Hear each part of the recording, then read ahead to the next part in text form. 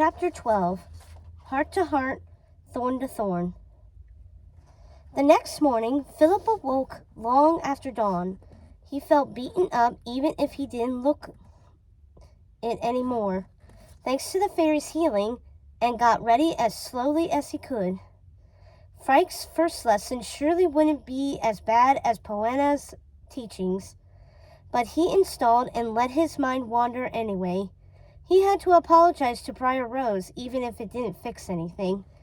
Dreaming would be far more restful if it didn't always include a tooth and nail fight. He had far too many of those to look forward to with Maleficent in his near future. My being a wizard is enough to make her green with envy, Philip muttered to himself before going to meet Frike. Eris's promise had filled him with an eagerness he hadn't felt in ages, and he couldn't wait to train. More Briar than Rose, really. "What are you whispering about?" Joanna asked, coming up behind him and shoving him out of the tent. Get on with it, your wizardness." Philip stretched one last time and joined Frike outside. She had many talents and decided to start with some of her others before moving to illusions. Frike tested him only once before determining he had little skill for healing, and, unlike Poena, she didn't even have to set him on fire to do so. She tried to teach him to vanish his bruises, but he couldn't manage it at all. Poena scowled at them the entire time. "Healing's a mite harder to manage for most," Frike said, giggling, and patted his head. "I don't think Poena likes me," Philip mumbled to Frike. "Don't feel too bad, my boy," she said, the rasp of her voice swallowing the endearment. "She dislikes most. You're not special." Philip bit back his usual retort in favor of thinking over his next words. Pieces on a board didn't speak. They waited to make a move. Has she always been like that? The one other time I met fairies, they were quite jolly, unflappable. "So happy that it worried you they weren't taking things seriously?" Frike giggled. "Wouldn't know. Ran in different circles, we did. I'm only here for, well, myself, I suppose. And you, of course. Eris convinced us to help you steal the sword and shield. She and Poena never really got on. Eris is a bit too wild for her. Unpredictable." Frike giggled again, not a real laugh, but the most he had ever heard from her, and shooed him into the clearing to begin his next lesson. Philip had requested to learn Shadow Familiars next, Frike's most interesting trick. But unlike her, Philip wasn't suited for shadows. He spent an hour trying to detach his shadow from his body while everyone watched, and only managed a half-hearted ripple of the shade across the grass. It was probably for the best. Samson would never allow him to have more than one familiar. No time to teach you bones and muscles and the like, but there's emotions. Those are easy enough to influence without knowing everything about bodies, Frike said, and clucked her tongue. "Ah, slumber. That's a good one. Here, remember how this feels." She stood on her toes and tapped his temple, and the world went black. Philip blinked up at the sky. He was lying on the ground. What just happened? There had been no warning, no creeping sensation of tiredness, and no time between her touching his face and his waking up. It was as if she had gone into his head and removed the last minute entirely without his being the wiser. "What did you notice?" Frike asked. "Nothing," said Philip. "Absolutely nothing." "I caught you," Joanna said from a step away. "You're welcome." "My knight in shining armor." Philip winked at her and ignored her eye roll. "Children," Poena snapped, "pay attention. This is all for your benefit." It was for everyone's, but Philip bit his tongue. "Sleeping's a useful trick," said Frike, motioning for him to sit up. "Healing outright requires more knowledge than he could teach you, even if you had the talent. But sleeping spells take far less. How's your anatomical knowledge?" I'm no physician, but I can keep my humors in check, he said. What do I need to put people to sleep? For slumber. It's quite simple. Frank raised both of her hands to his head. He had to stoop to let her do it, and his spine cracked in protest. You must touch them and then recall the sensation of sleep. So pay attention to what it feels like. Decide on a gesture too, my boy. I suppose telling someone to sleep will do just as well. This won't hurt a bit. It was like dying from cold. Frank knocked him out with little more than a nudge a dozen times before letting him try it on her, and it took him a dozen more to even make her drowsy. It wasn't difficult or exhausting work, but not instantly understanding. It made his heart race and his shoulders tense. By the time he finally made Frank snore, it was late in the evening, and Philip wanted to do nothing but sleep himself. He ate a late supper with Joanna and crawled into his bedroll without so much as a good night. Natural sleep took him quickly. Philip awoke in the hedge maze. The thorns and vines had nearly overtaken all that remained of the old wood, tangling themselves so tightly in the evergreen hedges that the leaves were withering to a dull brown. The twisting crack of the thorns growing and tearing through the branches of the hedge split the silence every few seconds, and Philip listened for Briar Rose's shouts. He deserved to be yelled at a bit. We've had this conversation 1,000 times, Briar Rose. Philip froze, trying to hear where the vines was coming from. It was one of Briar Rose's aunts. Which one? He had no idea. But if he was hearing her, that meant... And I'll ask 1,000 more times, said Briar Rose. Let me go to town, or with you to market, or anything. I can't stay here. I have always done what you said. I have never left the woods. I have never fought you on this, but I am fighting now because I cannot do this anymore. She was awake, and he was listening in on her real life. Before the maze, when it had been him alone in the wood, it was like Briar Rose and her aunts were always behind the next tree. Their voices had been faint and far off. Now they were further muffled by the twisting vines. The voices didn't come from anywhere specific. It was like they were simply around to the next corner of the maze. But no matter how far Philip walked, he couldn't reach the source. Philip settled down as close as he could to the wall. He must have misheard her. She had left the forest where she lived. She had all those stories and friends. I need to meet other people. I need to be around them. I have only ever spoken to you, and I love you all dearly, but I need more. Please. She sounded near tears, but her aunt only huffed. Philip felt as if he'd been dunked in a frozen pond. Of all the things he had overheard, he had never heard Briar Rose sound so defeated. The chilling depth of his discomfort at that moment shocked him. It was unfathomable that she had never left the forest where she lived. Could all those stories, all those adventures he had been so jealous of, have been lies? But was it really lying if her audience was only animals and herself? It was unthinkable that she had never even spoken to anyone else. Even folks who lived in the most rural farmsteads still saw others sometimes.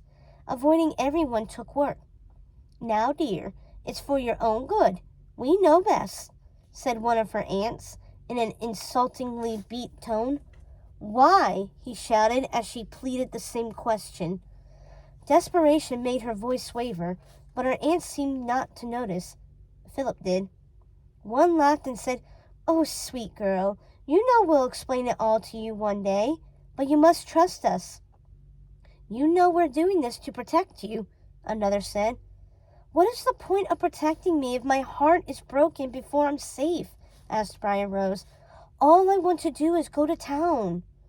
And she sounded as if she was drowning, like he was. Philip stripped off his cape and wadded it up against the thorny vines so that he could lean against the wall.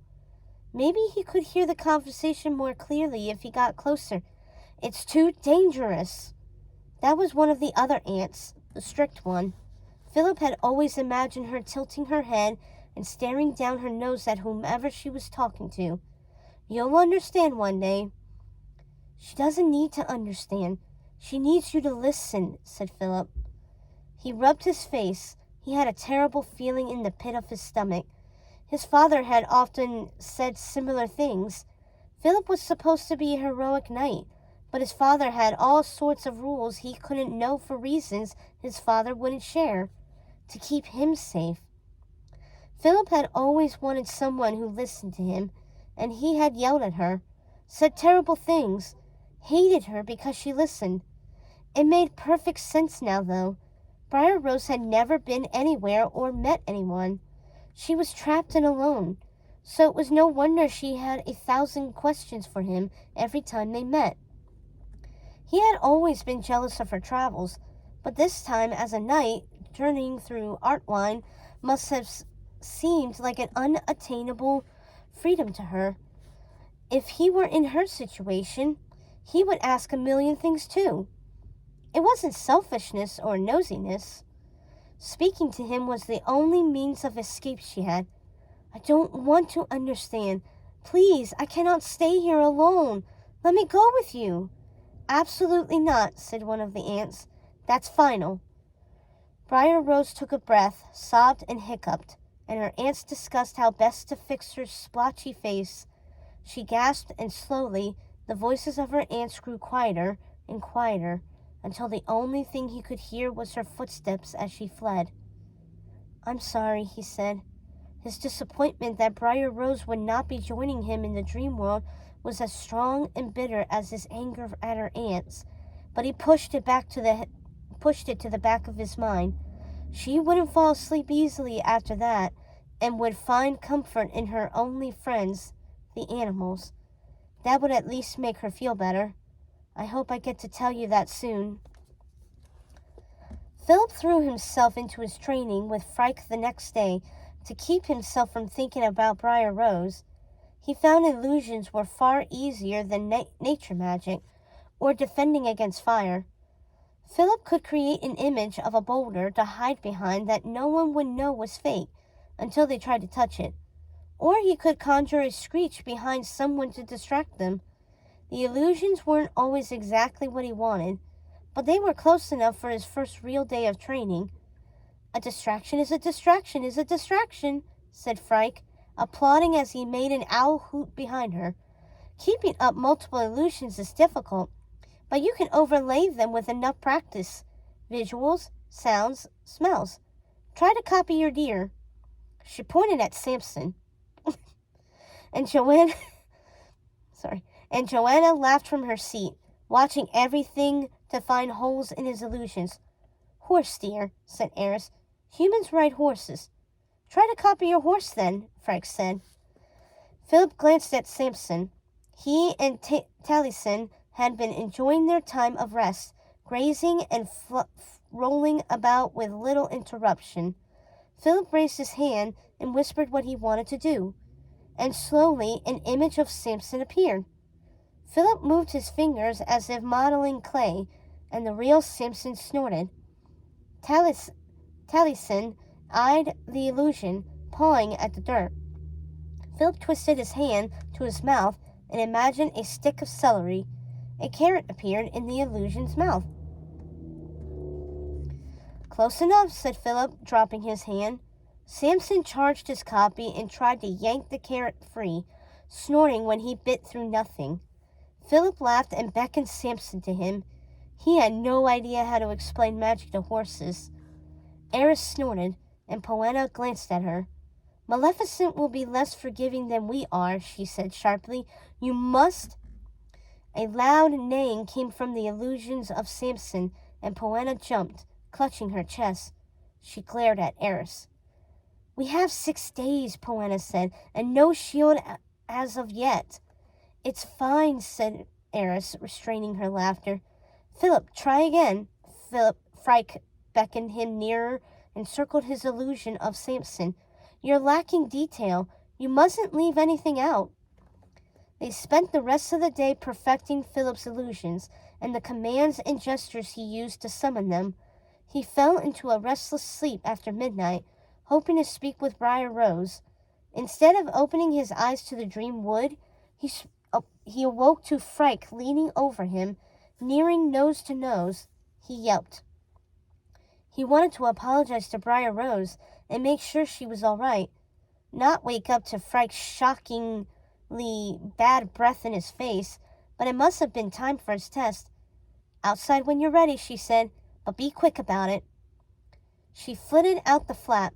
A bleary-eyed Joanna peeked at Philip from beneath her blanket. "Sorry," he whispered. "Another challenge." "It's fine," she said, and sat up. She pulled her book from her pocket. "I'm behind anyway." It was a poem, judging by the lines he could see, but he couldn't make out the words said. Dozens upon dozens of lines had been crossed out and rewritten. "Joanna," he said softly, "why are you so interested in writing whatever that is?" Owlishly, she stared up at him. "I don't think you'd understand." "That's never stopped you from explaining things to me before," said Philip. "Not everyone gets remembered, but you will be. Royals always are." Joanna raised one shoulder. "Myths and legends and the people who tell them get remembered. I just want something nice attached to my name when I'm gone." He definitely didn't understand. Philip dreaded finding out what others said about him. "You didn't have to come with me. You could have stayed somewhere to write whatever you wanted." "No, even if I weren't your squire, I would have wanted to travel with you," she said. "You make such creatively interesting decisions." "So mistakes that had to be fixed, then?" "I hope you get ink everywhere," he muttered, grinning. "You're healed up, right?" "Right as rain," she said. "No more bruises, though still hurts like one. Should be well enough when we go get the shield." "Good." He left the tent with a nervous shake of his head. It was likely there would be no outright fight during the test of his illusion magic, the fairies instead testing him to determine what was real and what was illusionary while he kept up his own illusions. There weren't many days left, and he didn't feel prepared, even though he felt more in control of his life. The three fairies waited for him at the edge of the clearing. The Shield of Virtue had been resting with its maker for the last 2 centuries, but it is well guarded. "We have 5 days left to take it," said Eris. "It is possible Maleficent may make a play for the shield. However, the real threat is Amos, its maker. To claim the shield, you must defeat them. As we are fairies and cannot wield the shield, this is a test you must face alone."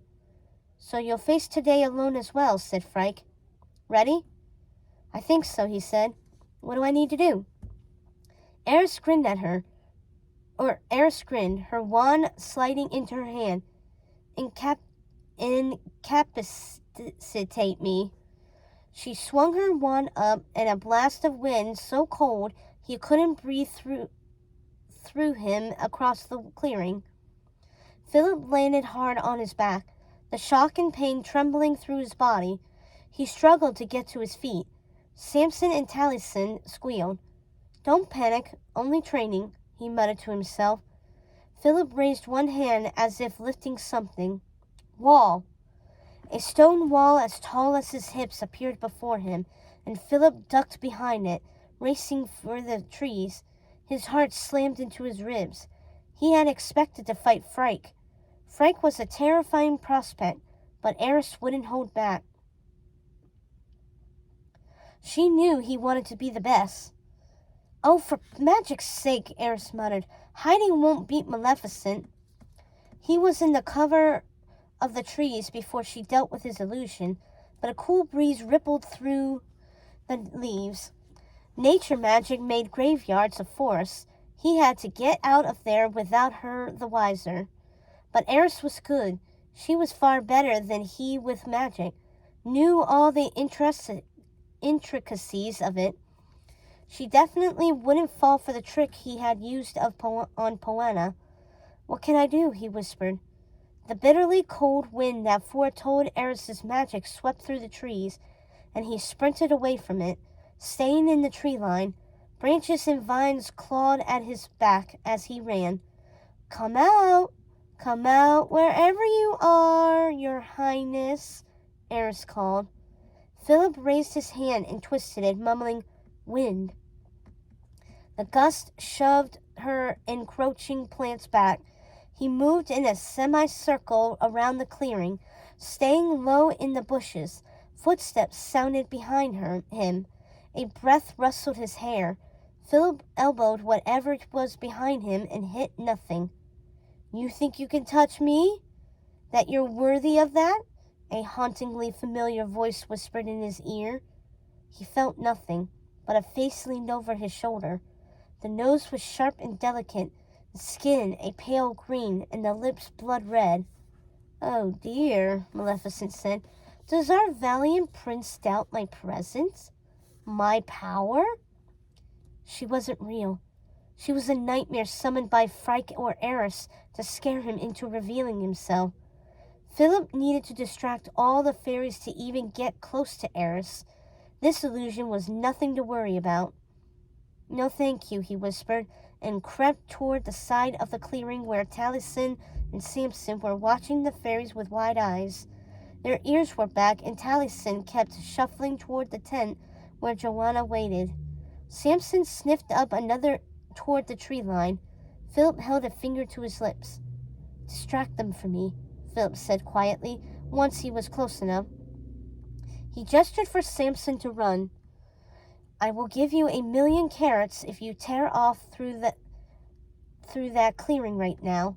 The creaking of plants slithering around the forest floor as Eris and Frike hunted him down grew louder behind him, and the illusion of Maleficent still hovered in his peripheral field. Samson didn't so much as huff. What he needed was something to spook, but not hurt the horses, like when Briar Rose had lobbed those rocks at him. Philip felt around in the grass and found 2 small pebbles. He hurled them at Samson and Taliesin. One bounced off Samson's side, making him rear, and one smacked Taliesin in the ribs. Taliesin took off, galloping across the clearing toward the tent. Frike turned to Taliesin, and Philip raced back through the trees. He summoned a sword of thorns to his hands and commanded his magic to conjure an illusion of the Sword of Truth. The faint scent of smoke hung in the air. If they were going to scare him with Maleficent, he was going to scare them right back. Philip got as close to Eris as he could without being seen, and when she hissed at Frike to get Taliesin, he lunged. A sliver of lightning struck his hand. Philip leapt back, his skin smarting. Frike vanished in a flicker of shadows. Cold and quick, a prickle of power rolled over him, and he flicked his fingers out as subtly as he could. A whip of grass shot out from his feet and slapped at Eris's wand. Her magic smacked it aside. Like that could kill me, she said, and flicked her hand like she was swatting a bug. And it was certainly too predictable. A vicious gust of wind sent him tumbling backward, and he rolled to a stop. Everything you've done, you've killed me, Philip said, and stumbled to his feet. Well, said Eris, her eyes narrowing, what doesn't kill you in all that? Eris thrust her wand toward him, and magic shot out from the point. Philip ducked under it, the power grazing his scalp. Eris attacked again. He knocked the shot away with his thorn sword. The magic crashed into a thick elm and toppled it. Excuse you? Philip asked, turning slowly toward her. Eris twisted her wand, and the wind picked up, cutting through Philip's tunic with cold. He stumbled and threw up his arms to protect his face. A shield of grass wove itself before him. Eris's blow crumbled it. The force rattled through Philip, and he stumbled back again. Frike, at the ready, appeared at the far end of the clearing. He flung his thorn sword, disguised as the Sword of Truth, at her, and she shrieked. The sound hit Philip's ears like flint striking tinder. He smelled oiled steel and sweat. He tried to create another thorn sword and found nothing in his hand. Eris approached slowly. Philip couldn't be a disappointment now, not when he was so close to mastering magic and saving himself without following the path his father had laid out for him. He was so close to being in control. "What is left for you?" the illusion of Maleficent asked. "What is left but failure?" But it bolstered Philip instead of distracting him.